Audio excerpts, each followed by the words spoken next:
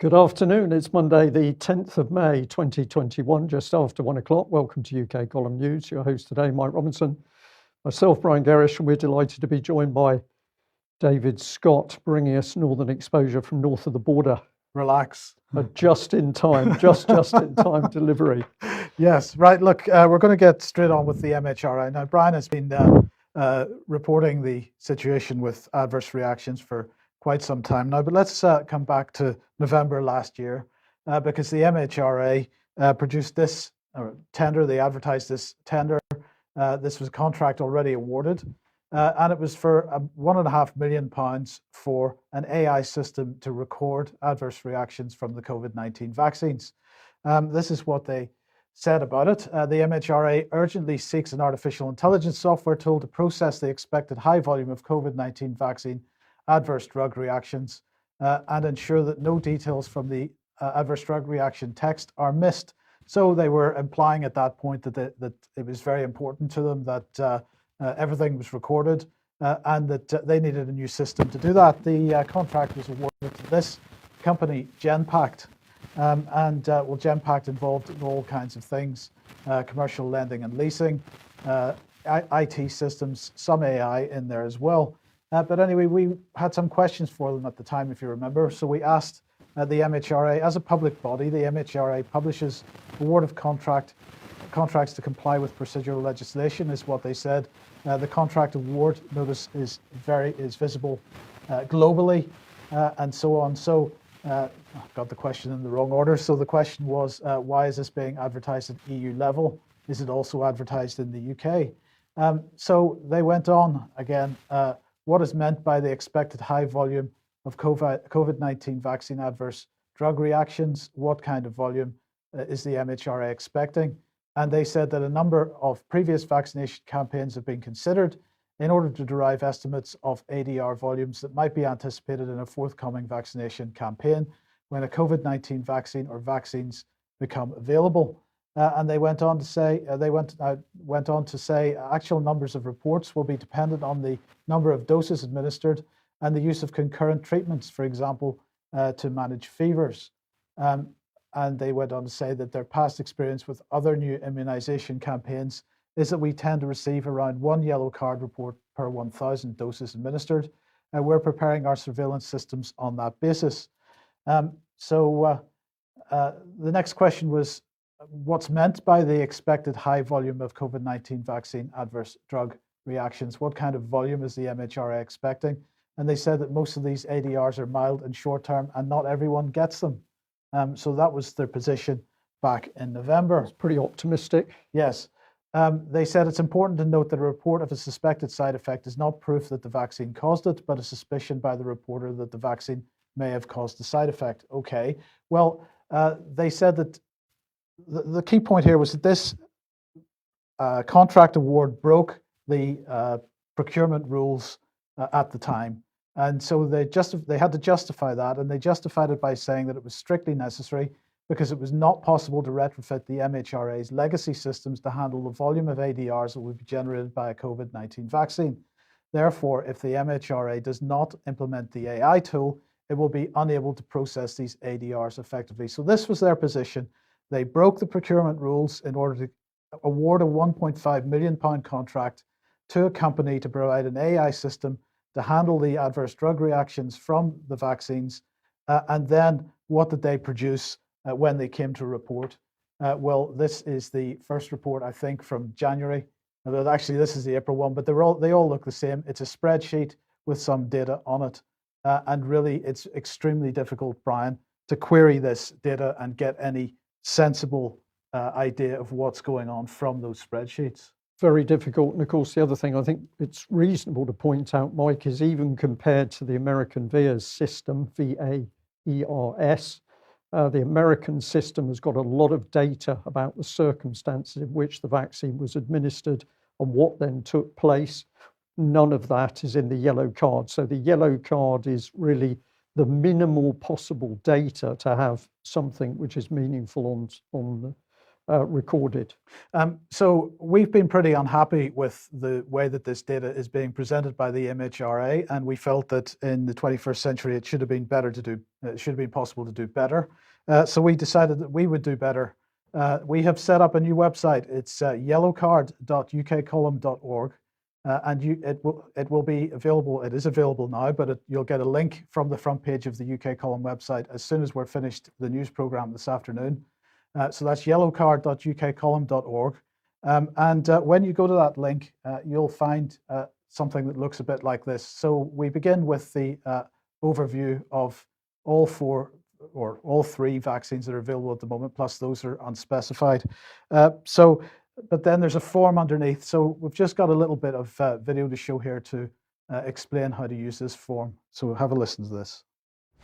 So this is the page that you're presented with whenever you come to the yellowcard.ukcolumn.org website. And the first thing you see is an overview analysis of all the data from all the various vaccine manufacturers, showing the total number of reports, the total number of reactions, and the total number of fatalities recorded so far. Now, the latest report run was 29th of April, and there'll be another report run bringing that a week forward this week. And as soon as that's available, we will be adding that data. Underneath that, then you can see a form. At the moment, we can choose to analyze the data from each individual vaccine. In the future, we'll be able to compare these, but at this point, it's every individual vaccine. You can choose a category to look at. So if we choose, for example, cardiac disorders and show the results, this will obviously be for AstraZeneca. We can show the results for that, and we can see the total number of reactions and the total number of fatalities. As we scroll down here, these are all cardiac problems. Now, we've started the process of explaining what these terms mean. We're starting to translate them. And so anywhere you see a little question mark icon there, you can hover over that with your mouse and get an explanation for what that is. So there's a couple of examples of that. Here's another one. I'll have a look at that, inflammation of the heart muscle. Okay, so that's obviously for AstraZeneca. If you want to see cardiac disorders for Pfizer, for example, select Pfizer and show results. And now we have the Pfizer results showing the number of people that have died from heart conditions following vaccination. Now let's set that back to any. And then we can choose a reaction name. So for example, we could put clot in there. And look to see what results there are for each of the vaccines with respect to blood clots of some kind or reactions caused by blood clots. So this is for Pfizer. Again, if you want to look at AstraZeneca, you just change that to AstraZeneca and click on show results, and you get the AstraZeneca results. Let's remove that now and instead choose the number of fatalities. So let's say we want to see all the reactions which have resulted in 10 or more fatalities. Again, show results, and we can see that cardiac disorders are causing more fatalities. Death and sudden death are causing fatalities, as you would expect. And COVID-19 infections, pneumonia, cerebral hemorrhage, and so on down the list. Thrombosis, 818 cases of thrombosis so far. And 17 fatalities. So that, of course, is a blood clot in a blood vessel.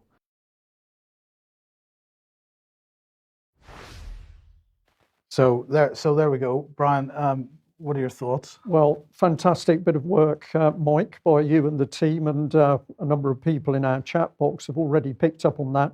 So what have we got going on here? Well, very simply, it's taken the UK column to grip the whole issue of vaccine adverse effects and to put the data into a form which makes it possible for the UK public to actually access and interrogate that data. So this is a huge step forward for UK. Somebody has said, well, why wasn't UK column paid the millions of pounds to set up a proper database, an accessible database? Well, that's a very good question, but joking aside, this is the important thing. We need to be able to show the real vaccine adverse effects. And remember, the data is not UK column data. This is data from the British government, from the MHRA, but we've taken it from the form they have used, which I'm going to say I believe to be deliberately misleading. You're going to speak a bit more about that in a minute. So we've taken the data and we've put it in a form where each and every member of the UK public can come to that database and interrogate it properly to see what's going on. But we've got a lot more to comment on this, Mike. Yes, David, briefly, welcome to the programme. What are your thoughts? I think this is a fantastic tool. I would suggest that Brenda, the data inputter, who's been paid £1.5 million to type this data inaccurately into an Excel spreadsheet, might be a little unhappy today, but it's a huge step forward.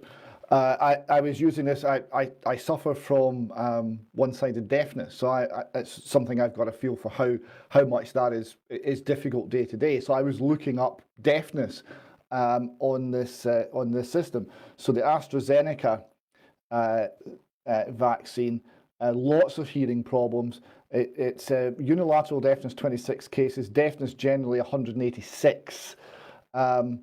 Hypoacusis, which you've usually got a little explanation of what that means. Sudden hearing loss in one or both ears, 111. So for AstraZeneca alone, 186 people have been affected by deafness because of adverse reactions. Or at least that's the number that's been reported, and we know that might be 10% or less of the actual number. It makes the information hugely more accessible, much more understandable and searchable, because finding anything in the information as provided by the government was laborious, difficult and inaccurate. Yeah, and David, I just want to add to that. The other thing which the MHRA had done with the data on the individual vaccine manufacturers was that it had listed the data under different headings depending on which manufacturer they were reporting on. So my take, as a simple common sense take on what the MHRA was doing, is that it has been deliberately obfuscating, confusing the data so that it's made it very difficult for the public to understand what's going on. So what you've done here, Mike, is to absolutely bring this data under a magnifying glass so that we can really see what's happening. And we're now going to have a look at more of the dirty tricks and inaccuracies which the MHRA has been using. Well, it's the inaccuracies that really grabbed me, because now going back to the first report that they gave, this was the one from January, the first run that they made. And bearing in mind, they've paid £1.5 million of taxpayers' money to build an AI system. And I was expecting the AI system to be producing the reports, but clearly not, because as we pointed out at the time in January, if you look at this line item here, which is reaction named death, this is for AstraZeneca, or sorry, this is for Pfizer BioNTech, death. They were claiming that there were 59 total deaths as a result of reactions to Pfizer vaccine, which resulted in 53 fatalities. And it seemed very unlikely that that was possible. And if, I'm going to reinforce this, if there's a line item which is wrong like this, how many other line items are wrong? We can't know. And so you would have thought that by the time we get to April and May, that this kind of issue would have been resolved. But in fact, it isn't. If we go back to yellowcard.ukcolumn.org and look for AstraZeneca and type suicide into the reaction name and look down here, we find completed suicides, 2, which resulted in 1 death. How is this possible? If a suicide is completed, it means the person killed themselves.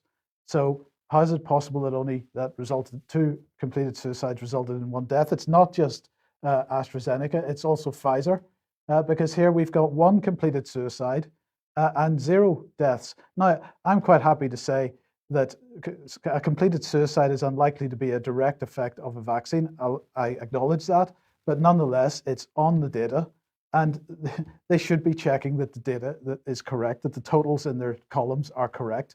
And if the totals in one line item are not correct, then how do we know the totals in any other line item are correct? Well, the answer is we don't, Mike, but as we're going to see in a minute, nothing around this data from MHRA can be trusted. Neither can we trust MHRA to protect the health and well-being of the public, because it's clear they do not want to engage in safety. So yellowcard.ukcolumn.org for the details, and there'll be a link on the front page of the main UK Column website as soon as this news program is finished. And we're going to say, please share. Absolutely share it, yes, and use it. And as you begin to use it, you do start to see interesting patterns and so on. So do start to use it, and there'll be more features being added to that in the coming days and weeks. But just another website to let you know about, that is COVID-19 vaccine reactions. This, I think it's covidvaccinereactions.com. Well, they've been taken off so many of the platforms now that they've put up another website to try to record the personal testimonies of people that have had reactions. And so if that is of interest, go and have a look at it and share that one as well. Okay. Well, I'll just do a little bit of a recap to Friday, because I'd been looking at the information that Twitter was tweeting out to do with vaccine adverse reactions. Mike and Pat picked it up on the news on Friday, but I just want to bring it in front of people again because there's a lot to comment on here. So this was one of the tweets that I saw when I was at home. It's headed VAERS and Yellow Card databases, what you need to know. If we bring that text up, the Vaccine Adverse Event Reporting System, VAERS, is a system used in the US. The Yellow Card scheme is a similar system for the UK. Information available on these online systems is, quote, unverified by nature because anyone is allowed to make a report, according to PolitiFact and our old friends Full Fact. Now, I'm going to say I spoke to Full Fact this morning, a totally unsatisfactory conversation, because when I pointed out that by only reporting some of the facts, you could in fact skew the meaning and distort what's really happening. But Full Fact, of course, defended their position to the hilt. They didn't mind that they hadn't done the full investigation to what was happening here. They didn't mind that as a result, the public weren't able to see what was going on. So let's just have a look at what Full Fact said. They said that this is the 2nd of March, 2021. There's no evidence that people are dying from the COVID-19 vaccine. Well, we've now got over 1,000 deaths registered. Well, there's no evidence, of course, because the MHRA is not doing any investigation into what the cause of those deaths were. More on that in a minute. But this is how Full Fact helps spin the report. Reports to the Yellow Card scheme suggest that the COVID vaccine from AstraZeneca is not safe. That they're saying that was what was claimed. This is not true. The Yellow Card scheme has collated reports of adverse health events following vaccination, but none of the deaths or serious events so far appear to have been caused by it. Why do they have to use the word appear? Because there's been no investigations into exactly what proportion of the reported adverse effects are actually due to the vaccine. And of course, Full Fact didn't bother to do any further investigation into that data themselves. What they did is point you back at what the MHRA claims. So this is further on in the Full Fact article, and it starts off here. The MHRA's full analysis of this data explains that none of these fatalities appears to have been caused by the vaccine. But the reality is that the MHRA has not investigated this data in any shape or form and is not in a position to make any claims about the safety of the data. And if we go to the MHRA's reports, what we find is that they lead people round in a circle where you never actually get any factual information from them on what investigation they're doing into the Yellow Card data.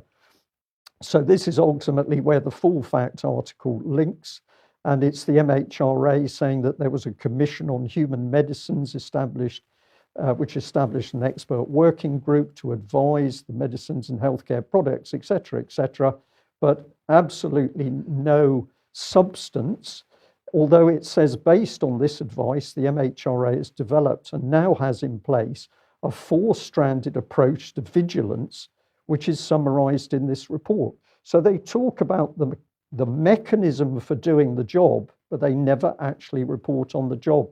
David, it's very hard to almost explain some of this. The word is obfuscated information. It's blurred. It's there. It's opaque. There's lots of words, there's lots of haven't we done well, but when you say, okay, where's the evidence? There isn't any evidence. And they're now attacking their own data. And this is remarkable because the VAERS system has long been known as being very limited. It records maybe 1% of all adverse reactions. But the reason it's used is it's still an early warning system of trouble. Right? It vastly underreports the trouble, but it still allows a report to come in. That has been, for decades, the acknowledged interpretation of that data. Now, PolitiFact and FullFact are trying to tell us it's all nonsense. It doesn't mean anything. This is utterly unbelievable and flies in the face of established considered opinion for decades, and they're just making it up. I was struck by PolitiFact. They were doing an attack on a report that said, quote, 6,000% increase in reported vaccine deaths in the first quarter of 2021 compared to the first quarter of 2020. They declared this to be false. Now, they went to the data and they admitted that the data which had shown between January 1st and March 19, 2020, 36 people were reported on the American VAERS system as having died in connection with vaccination, and that for the same period in the current year, it's 2,113, and this is indeed around a 6,000% increase. So they look at the figures and they say the figures are right, but then they say, oh no, but you see, we're vaccinating old people, and old people die all the time. And then they go to some doctor, so they try, we'll use an expert, and the doctor rambles off in some hypothetical case about a hypothetical patient with multiple other illnesses dying, and say this hypothetical patient didn't die due to the vaccine, and then that's meant to be a response to the data. It's incredible. They have no case. They're having now to undermine their own data to try and hide the fact that they are doing harm on a level that we have never seen before.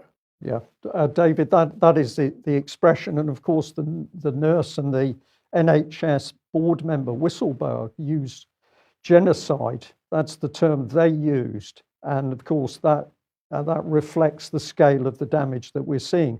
But let's follow this little story through. This is another section from the MHRA website, and in it you see the twist. It says the clinical trials of COVID-19 vaccine have shown them to be effective and, quote, acceptably safe.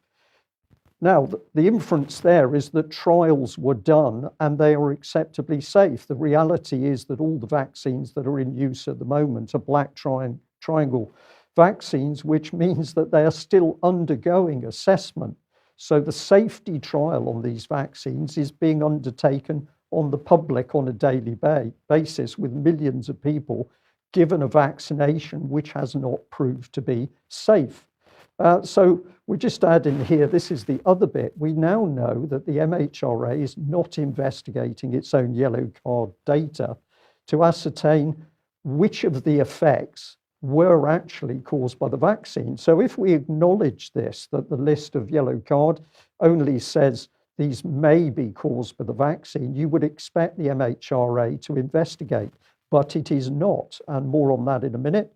We'll just finish here. This was another tweet that came out, pushed out by Twitter, talking about VAERS and yellow card databases, unverified reports that can be submitted by anyone. So the lie in this tweet is that a member of the public can submit a report to the yellow card system. That is correct. But of course, the NHS trained professionals are supposed to be obliged, required to submit to the yellow card scheme. So this tweet from Twitter is attacking the government's own data, as you say, David. Their lies are beginning to catch them out. I'm just going to label this. So the lie here is that the yellow card vaccine reaction data is unreliable and valueless. That's what they're getting at by saying it could be submitted by anyone. But the truth is that the yellow card data is immensely valuable because it's the only data that we're collecting at the moment which shows the risks of the viruses. Vaccine, I beg your pardon. Yes. They're going to be caught out on this. Well, let's move on to this lady because she's got the overall Batten. She's the Director of Vigilance and Risk Management at Medicines for MHRA, Dr. Sarah Branch.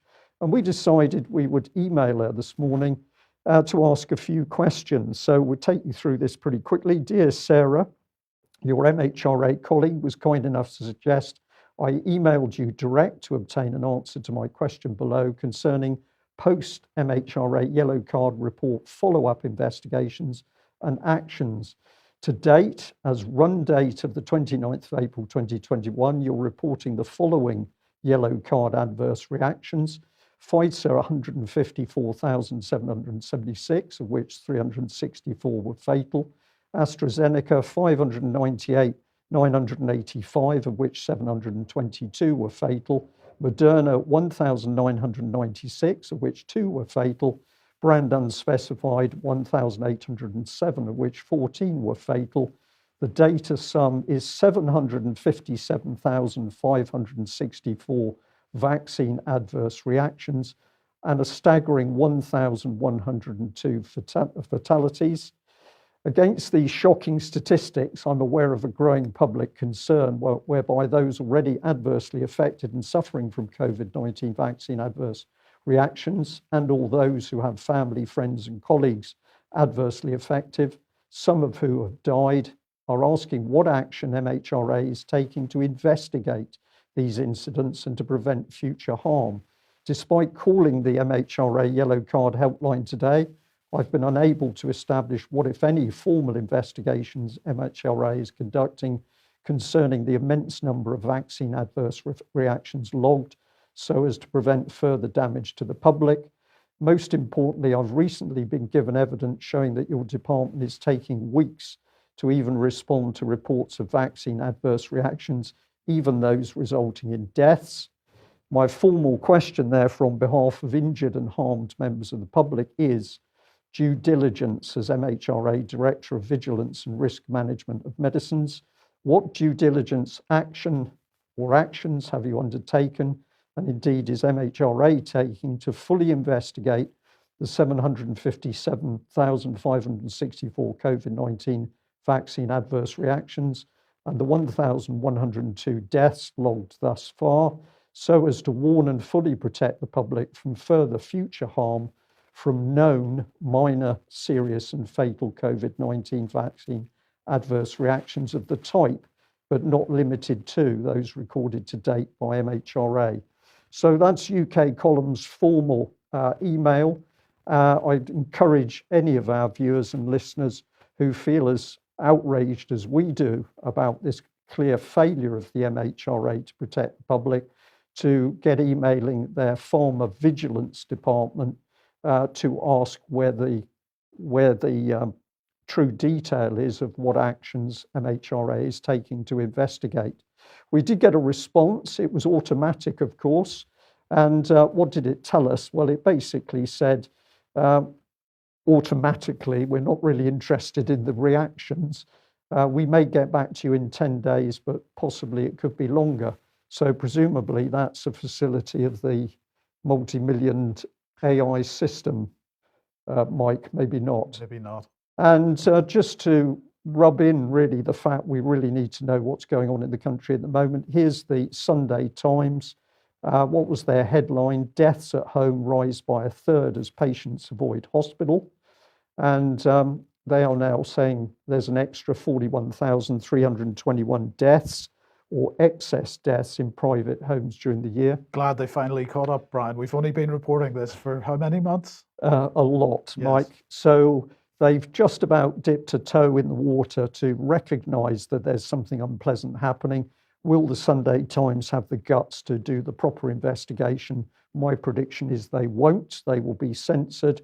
But we've also got the Telegraph here, letters, patients unable to see their GPs face-to-face to find, and they can find that their illness is misdiagnosed. And we've got a letter here, a typical letter that the Telegraph is printing, where somebody's saying, I can't even get into my accident and emergency centre, I can't get into my GP. So there is no NHS system that's operating at the moment. Indeed. And we got this email this morning, Brian, from someone saying, I work in A&E in Sussex and I'd like to write in regarding accurate portrayal of what hospitals and our staff are going through, because GP surgeries aren't seeing people properly and 111 are sending everyone to us, regardless of condition or presentation. The NHS and our A&E department are under tremendous strain, and I think it needs to be made public. Would I be able to write in regarding this? Well, of course, you're absolutely welcome to write in regarding this. We are hearing this from multiple sources at the moment right across the country, Brian. Yes. So the system hasn't broken down. It's been deliberately collapsed by the government. There's no question of that. And as we're going to mention a little bit later, we understand that actually a lot of hospitals throughout the country are swamped at the moment. Now, this is fascinating because it's not COVID that's causing the problems. What is causing the problems? If you're out there working in the NHS and you can tell us something about the occupation levels of hospitals, we would certainly like to know. Now, isn't it amazing that whenever COVID was being blamed for this earlier in the year, the headlines were covered in this kind with ambulances parked outside A&E departments and so on. But COVID has gone for this year, or at least until the autumn, when another wave undoubtedly is on its way. There's still pressure on A&E departments, but that's not being reported. Why would that be? It's a cover-up, Mike. The aim is a cover-up. We will say that we had a report yesterday. It was concerning Treliske Hospital in Cornwall, that it was fully occupied. There were many ambulances outside. Some of those ambulances contained patients. The patients were restricted to the ambulances for hours because there were no beds. But what we were told was that the hospital was full of all manner of different complaints.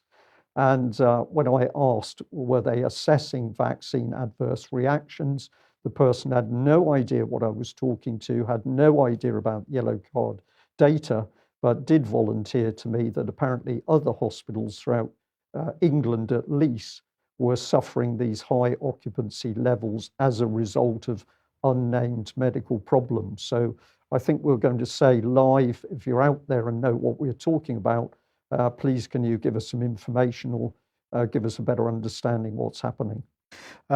So, the question is, what is causing adverse reactions in the first place? And I just want to bring everybody back to this article published a few days ago by Dr. Mike Williams on the UK column, Clotting and COVID Vaccine Science. And so what is the main point that he's making here? Clotting following vaccination, a surprise, he asks. If we're to rely on mainstream news and government reports, we might be led to believe that clotting problems with COVID vaccines are entirely unexpected and rare. Yet the first warnings about the AstraZeneca clotting disorder came before the preprint above, and he's talking about a scientific paper that he was discussing earlier in the article, before the preprint above was published, and long before they even started making the current COVID vaccines, well over a decade before, to be precise. So it was absolutely understood what the effect of vaccines would be before they were ever delivered. So he goes on to report on this paper here, adrenovirus-induced, well, I'm not even going to try to pronounce that, the role of von Willebrand factor NP selectin in mediating accelerated platelet clearance. And there's an abstract on this, which says that blood clots have been consistently reported following the administration of adenoviral gene transfer vectors. The mechanism underlying this phenomenon is currently unknown. And the point here is that this is exactly the mechanism that's being used within these vaccines. So let's have a look at this paper then, Severe COVID-19, a multifaceted viral vasculopathy syndrome. There's a couple of interesting diagrams in this. They're in the article that Dr. Mike Williams has written as well. Let's just have a look at this one first of all. So Mike Williams says the above diagram depicts the virus attaching to the inner lining of small blood vessels, causing an immune reaction and destruction of the infected cells. That results in debris being released, pseudovirons, that travel to other areas where the process repeats itself with some modifications. And then he highlights a second image from that paper, which says in the brain below, these viral-free pseudovirions, including spike protein, induce a clotting response initiated by a part of the immune system called complement, specifically the mannose binding lectin complement pathway. So the key point here in this paper in relation to COVID vaccines is that the spike protein devoid of viral RNA travels to the brain and causes clotting. Once again, in case you need reminding, COVID vaccines produce such a spike protein. Simply put, he ends the article, there is overwhelming evidence that the SARS-CoV-2 spike protein that is also synthetically produced by the COVID vaccines is a central part of the mechanism of morbidity and mortality of SARS-CoV-2, and therefore also a risk of the vaccine. In regard to clotting, that risk is greater if you receive the vaccine. And the point that he is really trying to ram home here is that this was understood for at least a decade. So the question is why this particular route to vaccination was taken. Yes. And of course, we're going to say to people, if you go looking on the MHRA database, it's very difficult to find the collective data for these clotting conditions. We hope that the UK column database is going to help you get through this data and see the very real risks. David, Israel to implement electronic bracelets to enforce COVID quarantine starting in May. Yes, the number of people coming back to Israel, both from abroad and tourists and people returning home, is such that their position of putting them all into hotels and locking them away is not really sustainable. So they're going to treat them like criminals and put on tracking bracelets because that will fix things. So now if you go to another country, the level of totalitarian control is really quite impressive. You go to another country, you will be confined to barracks, you will be tracked, you will be traced, and you will be essentially treated like a criminal for at least some weeks. And of course, the duration for that is at their discretion too. So there are major concerns with loss of liberty in Israel. Right, David, before you continue, because I know you're going to move on to the BMJ, I just wanted to pop this up on screen because one of our viewers sent it through to us. But it was a little reminder that back in October 2020, the BMJ said COVID-19 vaccine trials cannot tell us if they will save lives. So that was a fairly outspoken report. And we'd say it stands because at the moment we are still not seeing any data which says that the vaccines can save lives or indeed that they're safe. But I think you've got a different angle here from the Conservative woman commenting on BMJ. Yes, the BMJ has been, shall we say, a bit vacillating on this. So they've put out some excellent information, and they've also put out information and then walked back from it or redacted it or controlled the dissemination of this. And this is what the Conservative woman magazine has been looking at. So they've got an article here by Ivana Novotny. It's amazing how often we're seeing Eastern European names calling out this particular problem, because this is people perhaps with a personal knowledge or a family knowledge of what it is like to live under a totalitarian regime. And she highlights the fact that the BMJ first published a letter by Dr. Fiona Goldley about the removal of a rapid this was a rapid response comment by Dr. Polyakova on the COVID-19 vaccine. And the website now says this rapid response has been removed as it was being used to spread misinformation and was attributed in a misleading way on certain websites and social media. So they removed a letter highlighting a problem from the BMJ, not because the letter was wrong, and not because the information in the letter wasn't correct, but because they didn't like how other people were talking about the letter. So that alone is a very concerning development. Now, what Ms. Novotny asks here is what part of the letter doesn't stand, and she then quotes it at some length. The main points she raises, the main points that was made in this letter. One, the COVID vaccines are experimental and only under rapid temporary regulatory approval. There is a lack of data about them. There is insufficient reporting of vaccine adverse reactions. Dr. Polyakova writes that she was struggling to understand the failure to report the reality of the morbidity caused by our current vaccination programme. Aren't we all? Vaccines harm even young and healthy people to the extent that hospitalisation is needed in some cases. In some cases, vaccines induce neurological symptoms. Vaccines do not protect from contracting the virus. Quote, I have direct experience of staff contracting COVID after vaccine and probably transmitting it, end quote.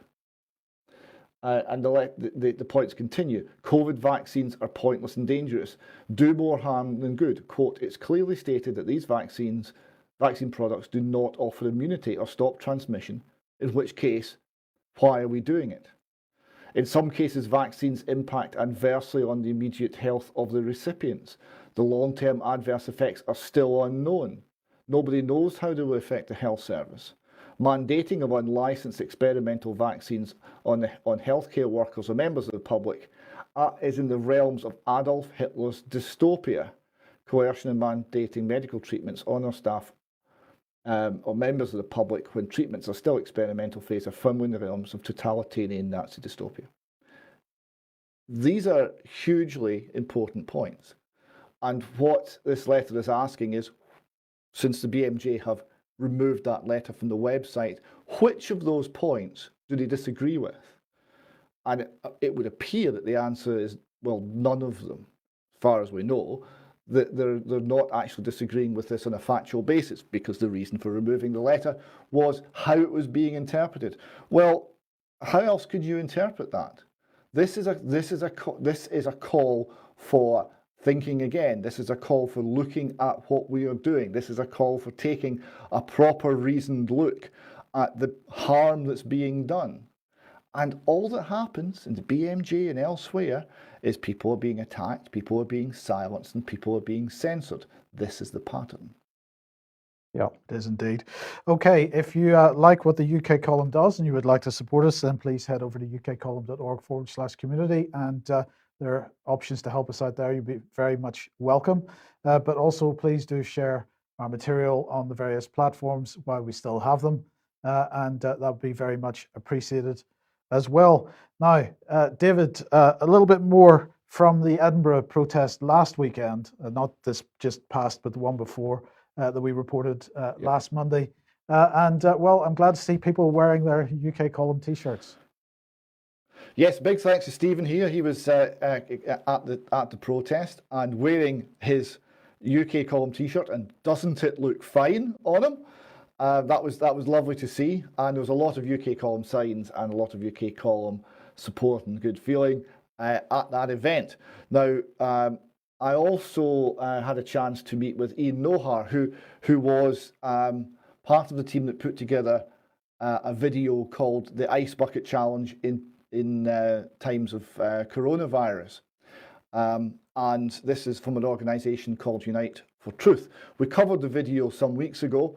It was extremely hard-hitting, and I was delighted to meet the people who created it in order to thank them personally for their work.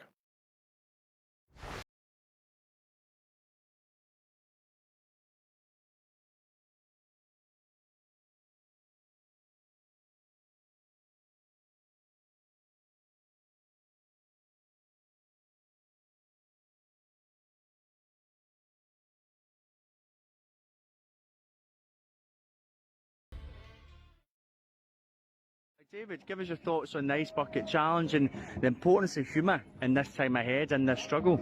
Well, the humour was fantastic, and we recognise that humour's our friend, the UK Column. But we were completely blown away by the quality of the video. It was tremendous. So I sent it round. I sent it to all the team, and I might shock you here, but Brian Gerrish is English, and I wasn't sure how he would cope with some of the Glaswegian of it all. And he absolutely adored it. And he came back and he said, "This is fantastic. The production values, the cutting, and the impact of it. The use of music, the use of the images, and this man saying, do you get it yet?" It was fantastic. We loved it. Brian Gerrish had never seen anything like it. He seemed to understand it, even though it was clearly in a language that was completely foreign to him. It was excellent. So we were happy to give it some airtime, because it was exactly what we need. It was It was passionate, it was funny, it was high quality, it was watchable, it was entertaining. Aye. It was great. No, thanks. I'll need a bigger hat. I really do. Thank you, David. Aye. Pleasure, mate. So, David, Hopefully see you like last week, the 22nd. but David, I just want to say, we sat in that living room and we worked on that video for days. And Ian Nohan, gentleman here, said, you need to get that to UK Command. He sends it. At the time he said it, I thought, that's outlandish. We're sat in a flat in Toll Cross in Glasgow's East End. That won't happen. But it was a big man here that suggested it and put in the hard work. So well done, Ian. Thank you, my friends. Thank you again, David. Thank you. Cheers.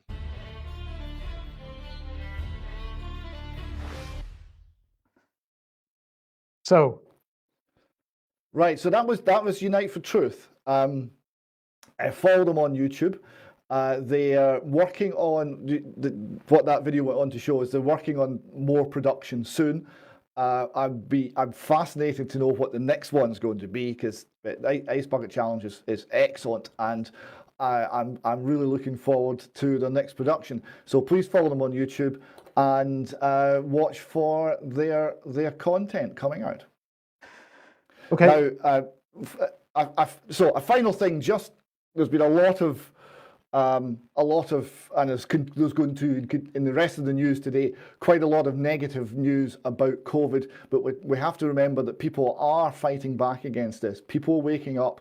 People are losing the fear. At the end of the meeting, back on May the 1st in Edinburgh, everyone sang Auld Lang Syne together. This is for old time's sake. This is looking at the old times that we miss and we want to return to. This is rather becoming the anthem of the movement against the new normal, against the lockdown, against the removal of your rights, against laws on hugging, on worshipping, on speaking, on going to funerals, against it all. So I thought it might be worth playing just a short clip from Edinburgh of the crowd singing together.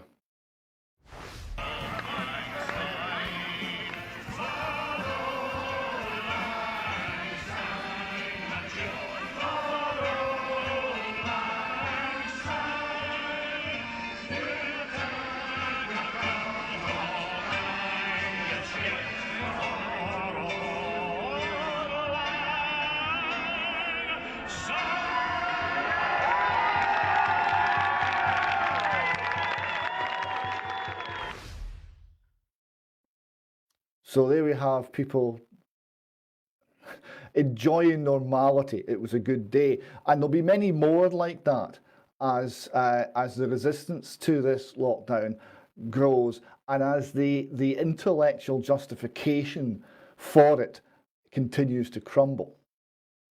Yeah. Indeed. Well, the good thing about that was I understood all the words of the song there, David. So that was truly excellent.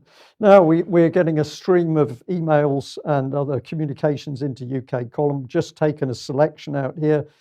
This one brought a smile to my face. A gentleman said, I went to County Hall today to arrange a certificate of no impediment to marriage. I'm required to send it to my Japanese fiancée in Japan in order to process her marriage. I was asked to confirm whether I was a male.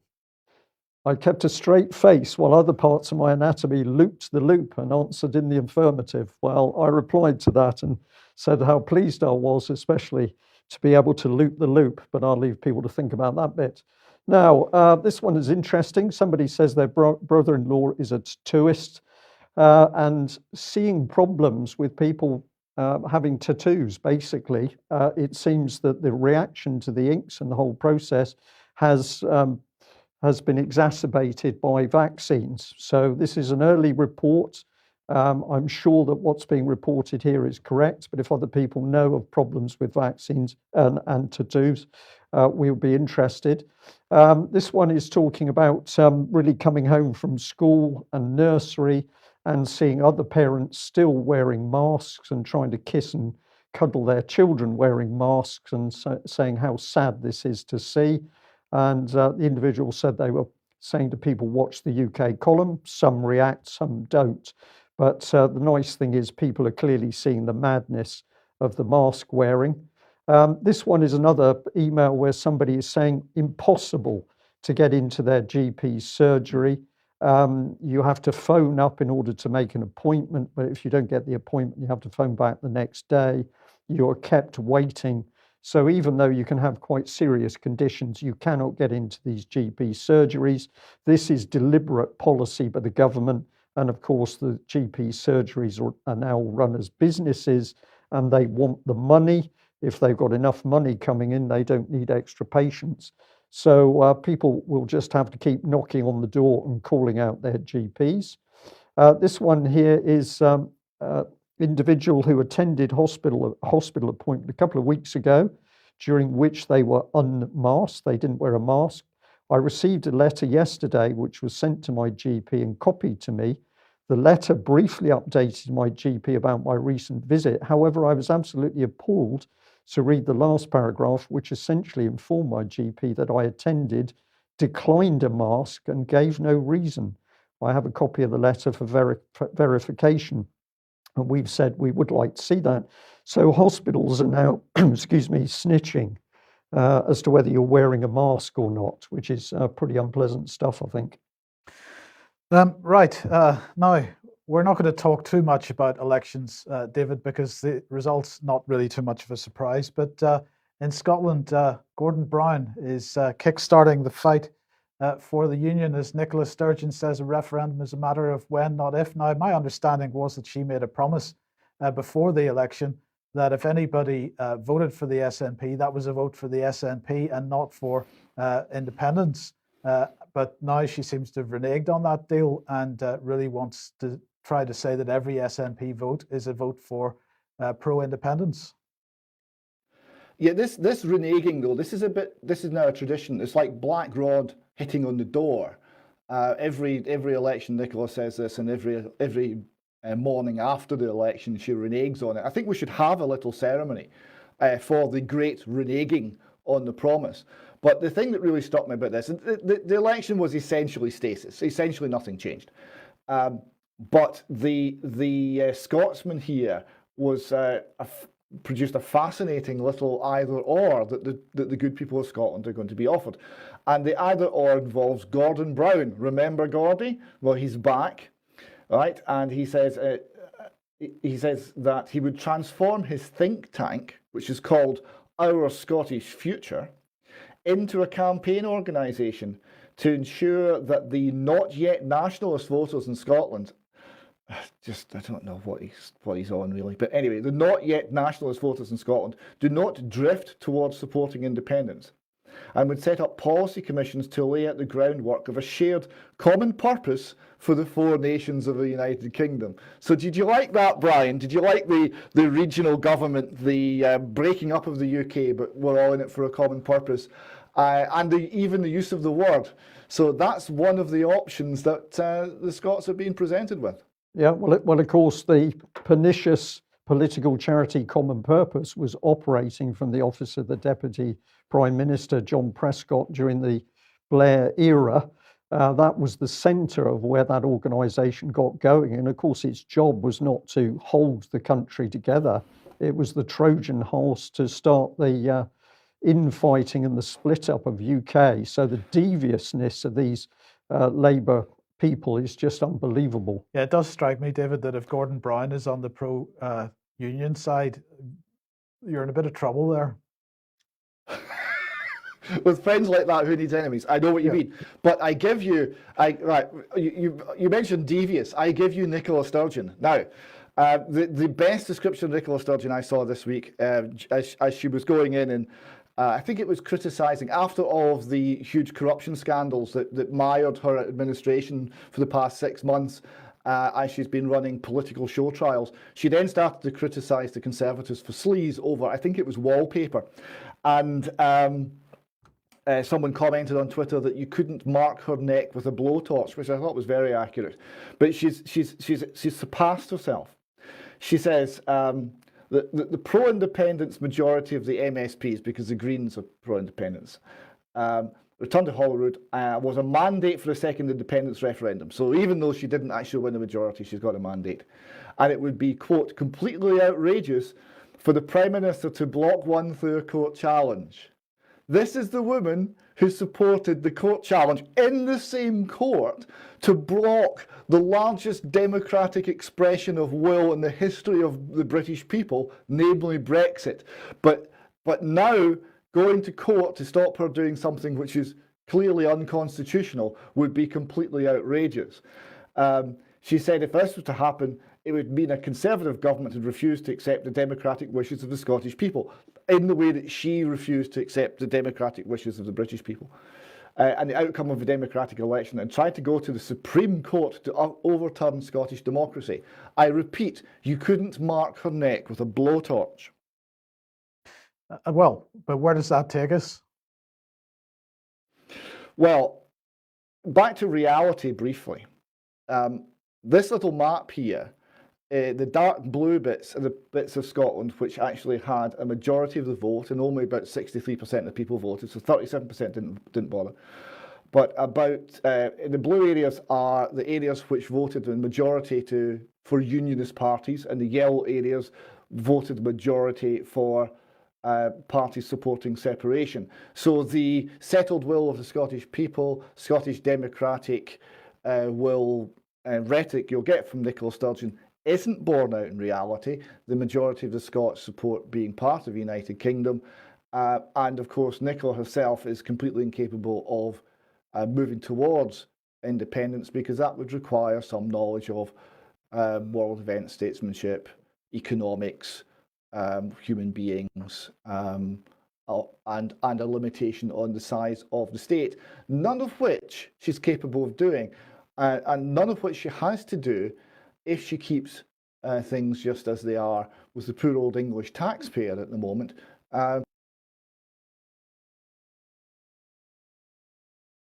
Bill, as she makes things worse and worse for the Scottish people all the time.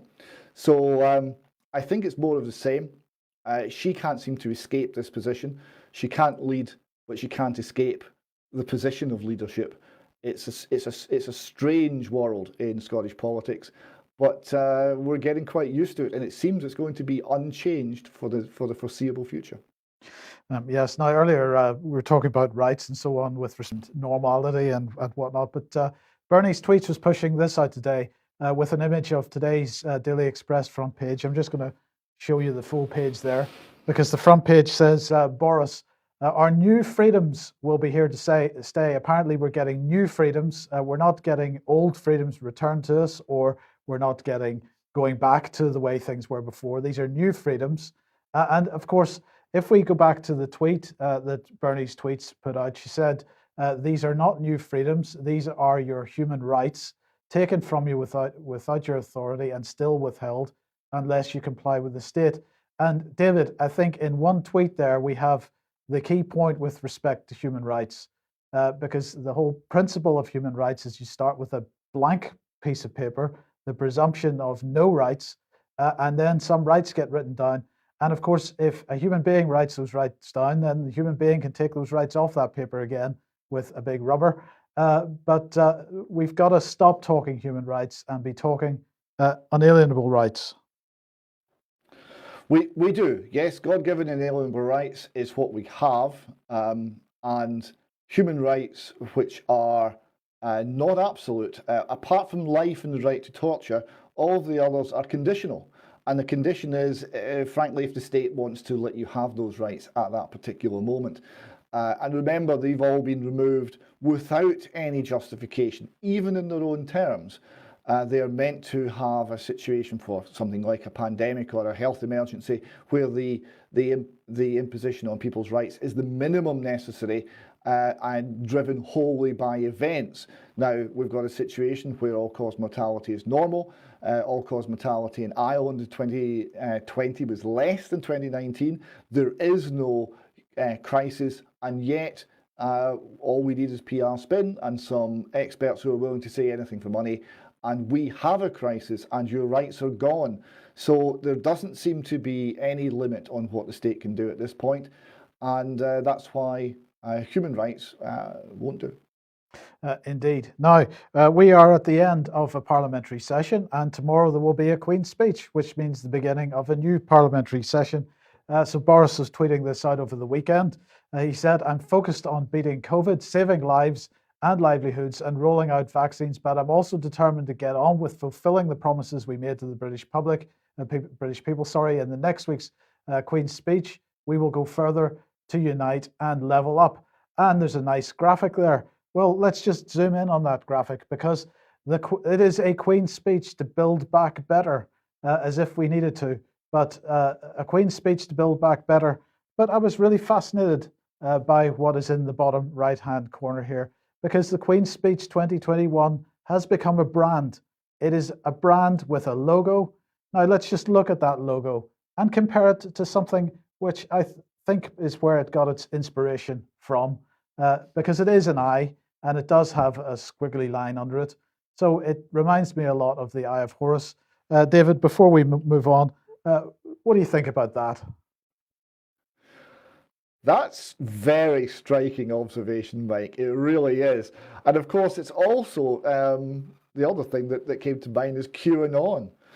Have they looked jealously at the success of that particular venture, whatever it happened, whatever you think it was, and thought, well, we're going to have more of that, and they're continuing the branding style. Yeah, Yes. I just wanted to add, I noticed the first slide because I think what I'm looking at for UK is 1,000 points of light.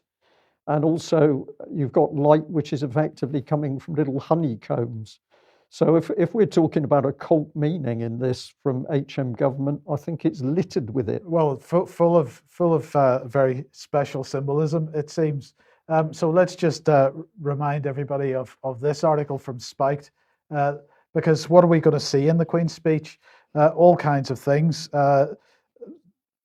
It's going to be, let's see, what have we got? Environment Bill. We've got a Police Crime and Sentencing and Courts Bill. This is a really significant piece of legislation.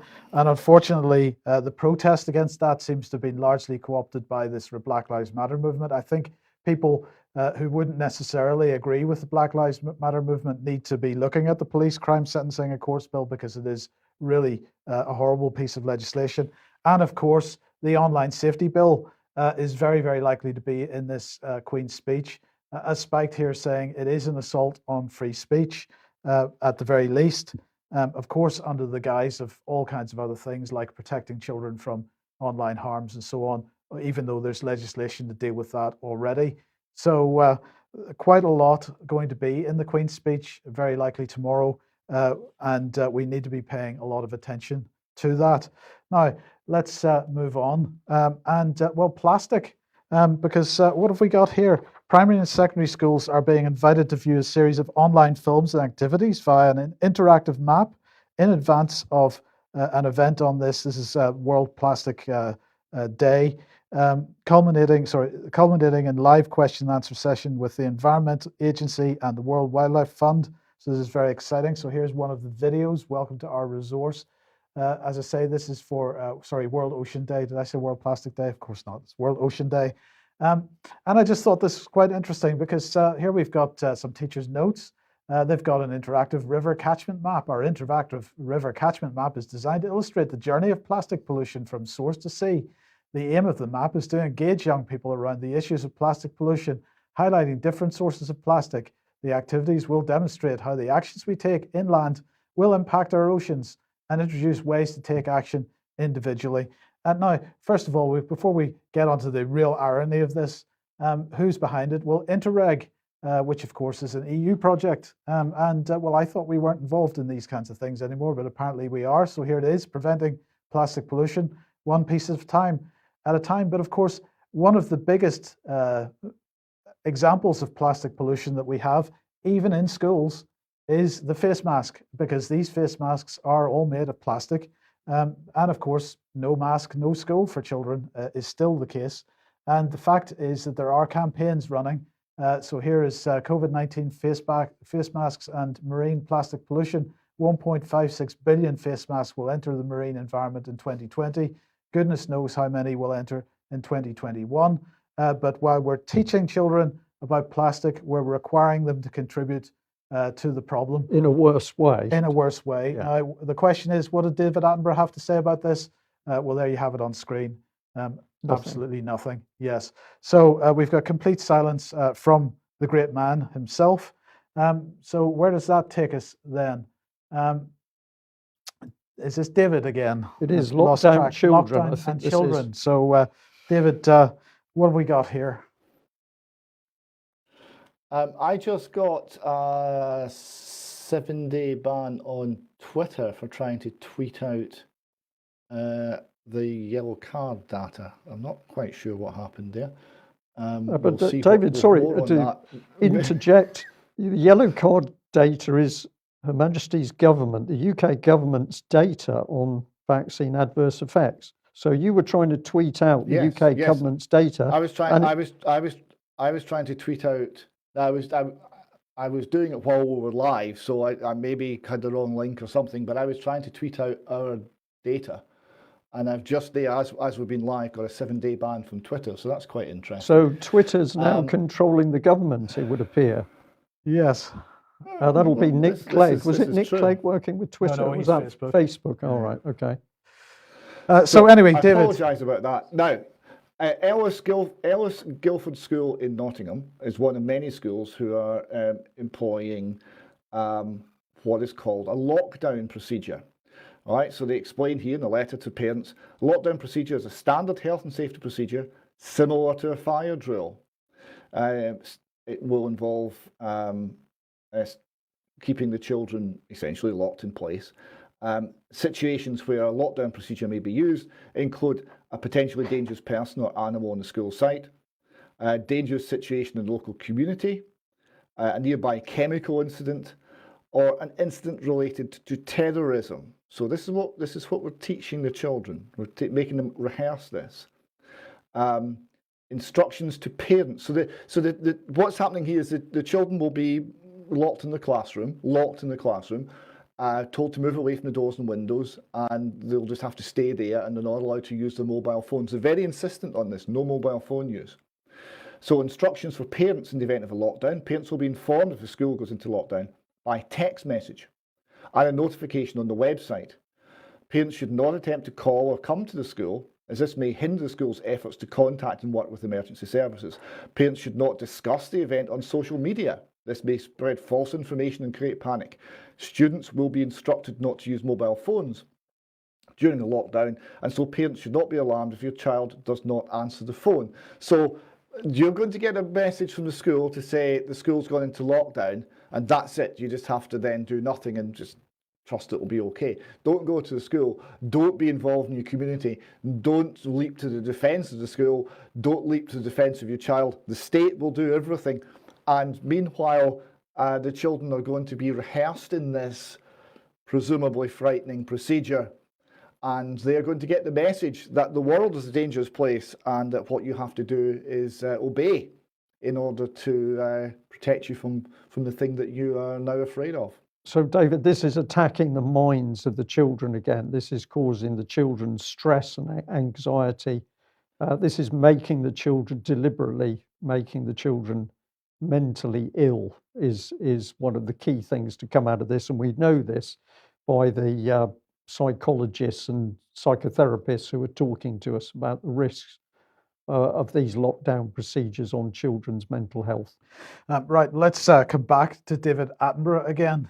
Here he is. He has been made People's Advocate, COP26 People's Advocate, ahead of the crucial UN Climate Change Summit in November in Glasgow, which apparently, even though it's going to be in November, at this point is planned to be an actual face-to-face, but we have to wait and see what happens. We could be back in lockdown by then, a full lockdown, but we'll see. So this amazing historian and broadcaster, as he's described by the government, is going to be addressing world leaders and the public ahead of and at the COP26 in November. He's going to address world leaders at major international events over the next 6 months, including the G7 summit, which is taking place in June in Cornwall. And he's going to firmly put climate and the protection of nature at the top of the agenda. Okay, so this is what he had to say. I'm greatly honored to be given the role of People's Advocate. There could not be a more important moment that we should all have international agreement. He said the epidemic has shown us how crucial it is to find agreement among nations if we are to solve such worldwide problems.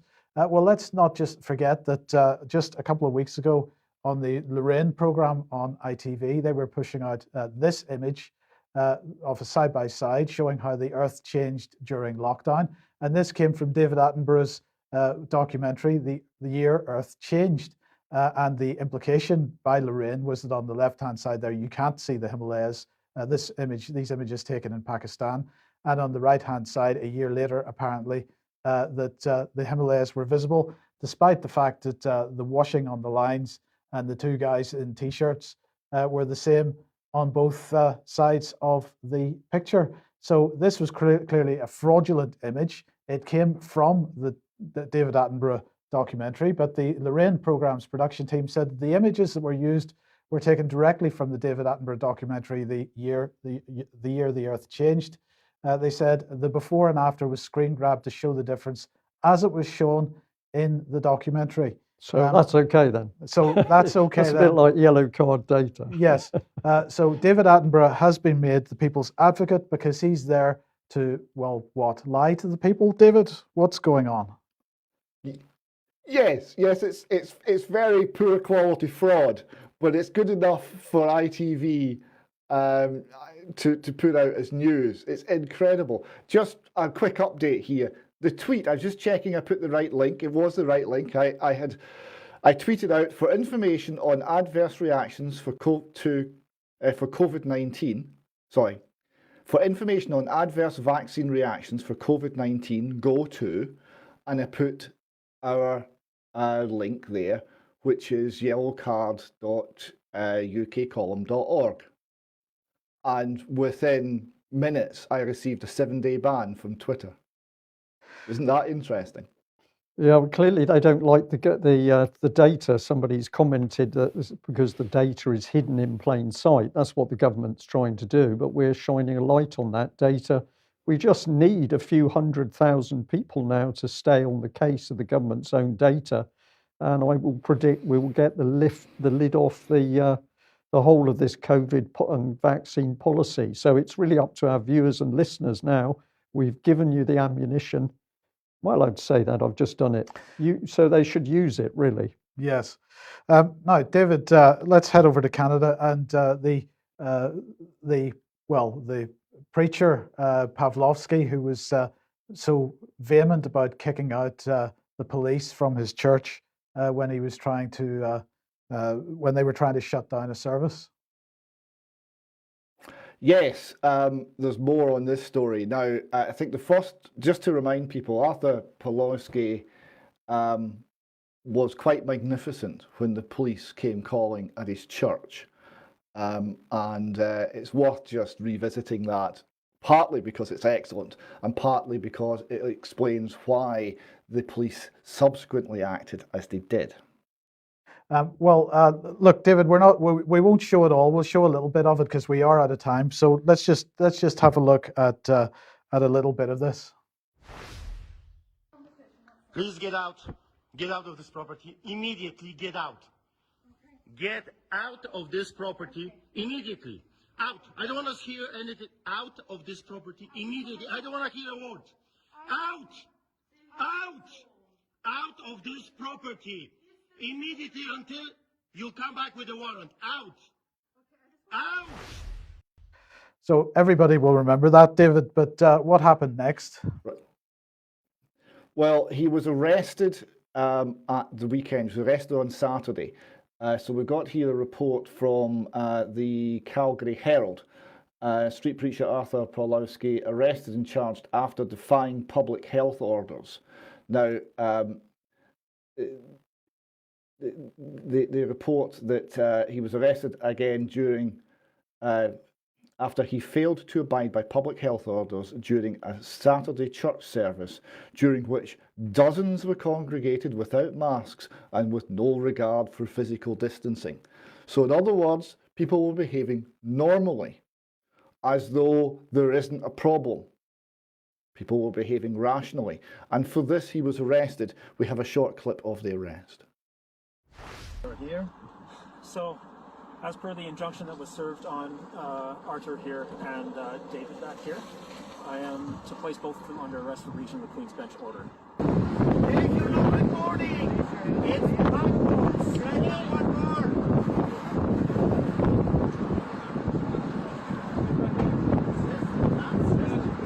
You're nuts. You're nuts. You can stop. Psychopaths. Do it the Nazi style. Do it. The taser me. Kill me.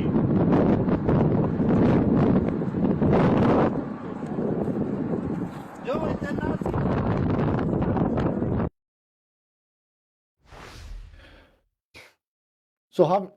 So having been completely humiliated when they came to his church, the police decided not to go again into the church, but to ambush him on the way home from the church, pull him over, surround him by something like 6 or 8 police cars, and drag him out of his car and take him away. And away he remains.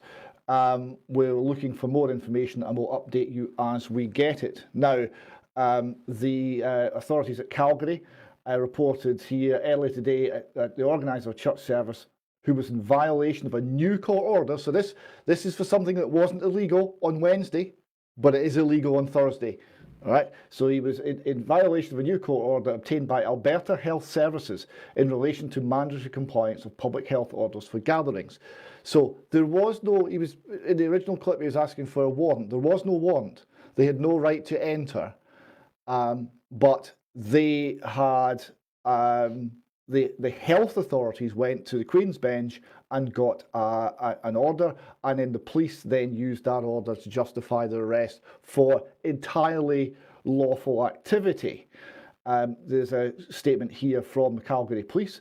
Calgary Police Service continues to work with our provincial partners, because we're all in it together, to address those who are inclined to ignore the public health orders in place to keep our communities safe. So safety is the reason for giving up liberty, once again. In addition to the enforcement framework that has been announced earlier in the week, Alberta Health Services obtained a Court of Queen's Bench order that applies to gatherings, including protest demonstrations and rallies. This is a significant development. So as of Thursday, church services, protests, rallies, any gathering at all in Alberta is essentially now unlawful or illegal. Obviously, it's still lawful. And this was done partly, I suspect, to get Pastor Arthur Pawlowski because he made the police look like the Nazis that they are. And partly because the authorities cannot have anyone threatening their rule. Anyone who does this will be attacked. There is a GoFundMe page run by Rebel News, but the money all goes to Arthur Pawlowski's defence. So anyone who can contribute to that, it'd be excellent if you could make a contribution to help his legal fighting fund, because he's going to need it. And we will give you more on that as we get more information. But we're seeing here the loss of liberty in Canada, and the comments that he was making originally about the Nazi communist Gestapo-like methods employed by the police were once again shown to be accurate. Yes. Yes. Okay. Well, let's just end on a couple of slides because somebody has been putting up, some very naughty person been putting up banners advertising the UK column again. It says, sick of the BBC lies, try UK column news. So thank you very much to the people that have done that. We couldn't possibly encourage any of that kind of behaviour anywhere else in the country. No, certainly not. And moving over to the States, and David, just to end off, a great sign in a... Well, Texas is free, you see, and incidentally free and safe. There's less problems with COVID in places like Texas and Florida than there are in places with coercive lockdown policies. And since they're free and there's still the rule of law, people who own businesses are allowed to set policies regarding their businesses. And that means you have variety. And in this case, someone has put a sign on the window of the business: stop your masks, make everyone inside feel uncomfortable. No masks allowed, violators are trespassing. So that's quite clear. And presumably there'll be another cafe somewhere in town for mask wearers and people can have a choice. But of course in Britain, in Scotland, in England and in Canada, choice is not allowed. But well done, Texas. We see what you're doing, and hopefully it will come here soon.